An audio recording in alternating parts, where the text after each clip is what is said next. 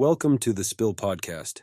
I'm Kevin Franklin, and today we're diving into the latest developments in the Israel-Palestine conflict, with a focus on the recent events in Jerusalem.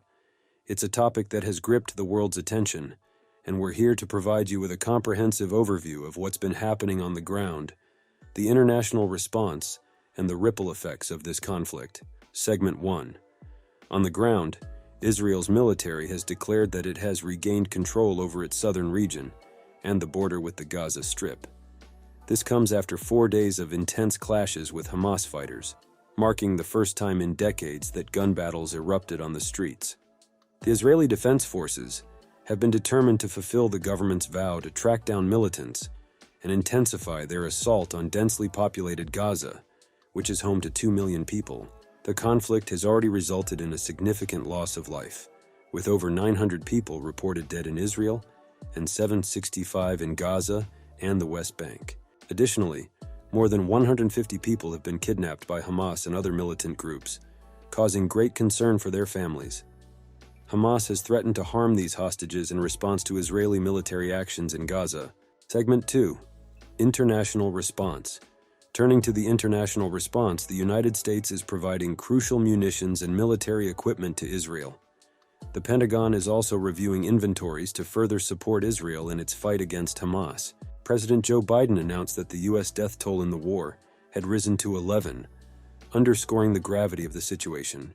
The conflict threatens to disrupt a diplomatic push by the United States to improve relations between Israel and its Arab neighbors. The Arab world's response to Hamas's attacks raises questions about the prospects of Palestinian sovereignty during this normalization effort. Foreign governments are working to ascertain the well-being of their citizens in the region, with some citizens reported missing or in need of assistance. Segment 3. Ripple Effects. Moving on to the ripple effects of this conflict, major airlines have suspended flights to and from Israel, causing travel disruptions. Tel Aviv's Ben Gurion International Airport has experienced cancellations and delays, affecting passengers. Some governments, like Hong Kong, have issued travel alerts, urging their citizens to avoid non-essential travel to Israel. Major companies, including fashion giant Inditex, have temporarily closed stores in Israel due to security concerns. Segment 4. Surprising Turn of Events. One of the surprising aspects of this conflict is how it seemed to catch Israel off guard. Hamas's attack, which breached Israeli border barriers and sent militants into the country, exposed vulnerabilities. There are discussions surrounding the intelligence failure leading up to the attack, but some factors, such as low-level violence in the West Bank and political turmoil in Israel, have complicated the situation. Segment 5. What prompted the attack? Finally, let's delve into the motives behind Hamas's attack.